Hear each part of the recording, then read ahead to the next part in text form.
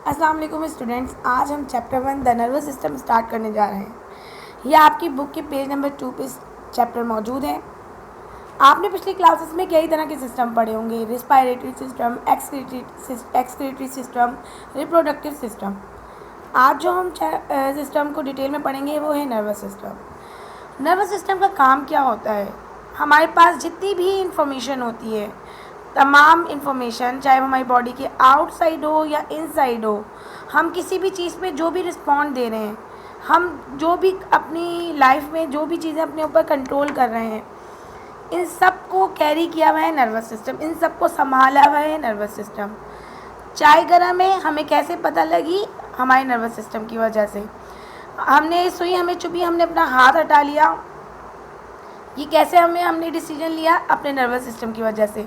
हमें क्या बात करनी है, हमें चलना है, हमें बैठना है, हमें लेटना है, हम तमाम फैसले, अपनी ज़िंदगी के तमाम फैसले, तमाम कंट्रोल्स, तमाम रिस्पॉन्सेज जो दे रहे हैं वो just because of nervous system. अच्छा, मल्टी सेलुलर बॉडीज़ जितनी भी हैं, एनिमल्स हों या ह्यूमन बींग हों, इन सब के नर्वस सिस्टम जिन सेल्स से बने हैं उन्हें नर्व सेल्स कहते हैं। इन नर्व सेल्स का काम क्या होता है? ये पैगामात बॉडी को में पैगामात इधर से उधर ले जाते हैं, ठीक है।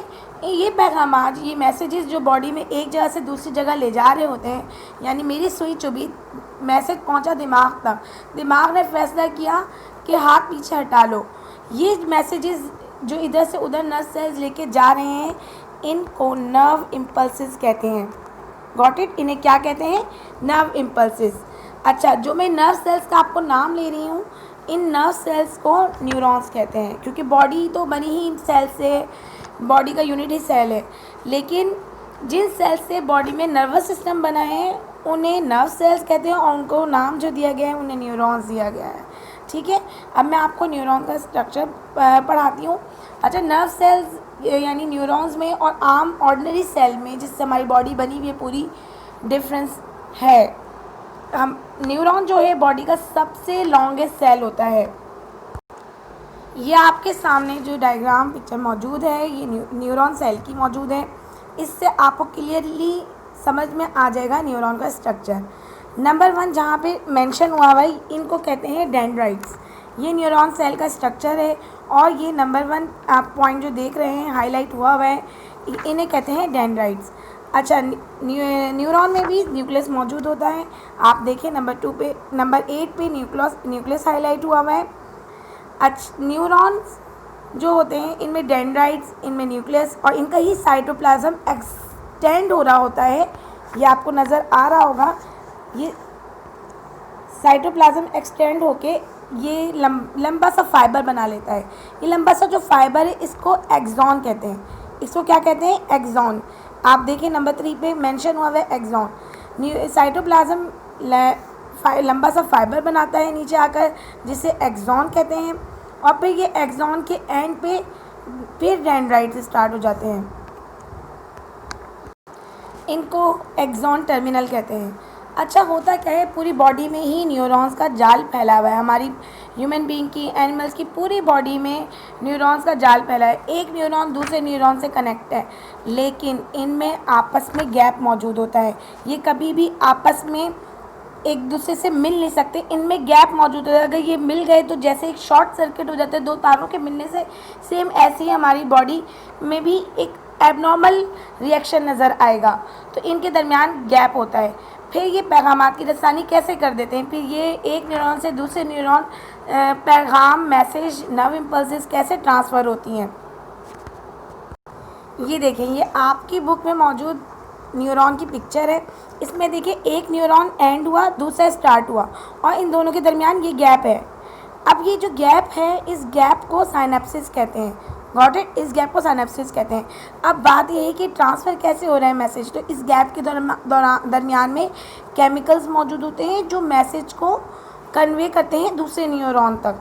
Got it? अगर ये न्यूरॉन आपस में कनेक्ट हो जाए, ये गैप ख़त्म हो जाए, तो एबनॉर्मलिटीज़ पैदा होती हैं, नर्वस सिस्टम की प्रॉब्लम्स और डिजीज़ डेवलप होती हैं।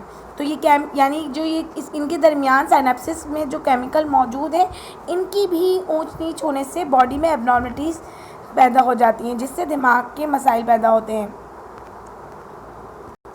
अच्छा, न्यूरॉन्स और नर्व्स में, यानी नर्व सेल्स में और नर्व्स में डिफरेंस है।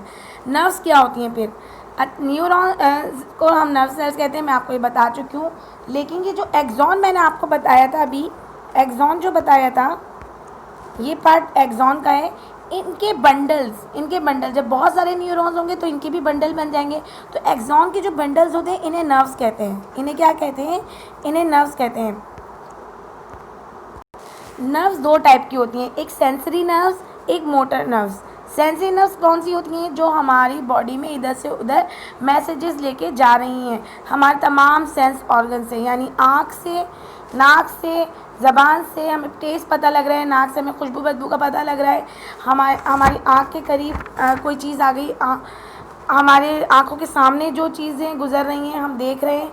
ये सब डिसीजन कौन ले रहे हैं? हमारे सेंस ऑर्गन ले रहे हैं। किसके थ्रू? सेंसरी नर्व्स के थ्रू। ये पैगामात कौन ले जा रहा है? सेंसरी नर्व्स ले जा रही हैं। यानी मेरे सामने भी अगर वाइट बोर्ड है तो मेरी सेंस ऑर्गन ने यानी आई ने देखा और सेंसरी नर्व्स के ज़रिए दिमाग को पहुंचाया, दिमाग ने डिसीजन लिया कि ये वाइट बोर्ड है। Got it? इसी तरह मोटर नर्व्स दो टाइप्स की होती है, मैंने बताया आपको नर्व्स। दूसरी टाइप की है मोटर नर्व्स। मोटर नर्व्स का क्या होता है? वो डिसीजन जो हम अचानक लेते हैं वो मोटर नर्व्स में आते हैं। यानी उसमें हमें सोचने का टाइम ही नहीं मिलता, हम उसमें खुद ब खुद हमारी नर्व्स काम करती हैं, फटाफट हमारा दिमाग खुद ब खुद हमारी मर्ज़ी के बगैर डिसीजन ले लेता है। गरम पतीली है, गरम पतीली पे हाथ लगाया तो अब मैंने सोचा मुझे इसमें से हाथ हटा लेना चाहिए, जब तक तो मेरा हाथ ही जल जाएगा। नहीं, बल्कि क्या होता है, हमारे मोटर नर्व्स फटाफट डिसीजन फ़ौरन हमारा मैसेज पहुंचाते हैं हमारे ब्रेन तक। हमारा ब्रेन फैसला लेता है हाथ हटा लो। इस तरह सुई चुभी, क्या हम उस पर हाथ रखे रहते हैं, हम सोचेंगे हाथ हटा लें, इतनी देर में तो हमारे ब्लड निकलने लगेगा या ज़्यादा तकलीफ़ होने लगेगी हमें। तो हमारी मोटर नर्व्स फटाफट उस मैसेज को कन्वे करती है हमारी ब्रेन तक, हमारा ब्रेन फैसला कर लेता है हटा लीजिए। यानी सेंसरी नर्व और मोटर नर्व्स में यकीनन आपको डिफरेंस समझ में आ गया होगा। वो फैसले जिनको सोचने में वक्त नहीं लगाती हमारी बॉडी, जो खुद ब खुद हो जाते हैं, वो मोटर नर्व्स की वजह से होते हैं। आँख के करीब कोई चीज़ आ गई, आँख खुद ब खुद एकदम जल्दी से बंद हो जाएगी, तो ये फैसला भी मोटर नर्व्स के थ्रू ही होता है। यहाँ पे हमारा टॉपिक नर्वस सिस्टम का nerve cells and nerves complete होता है। इसके रिगार्डिंग जो क्वेश्चन आंसर हैं वो मैं आपको मेंशन कर रही हूँ। आप लोग जल्द से जल्द अपना काम कंप्लीट कर लीजिए।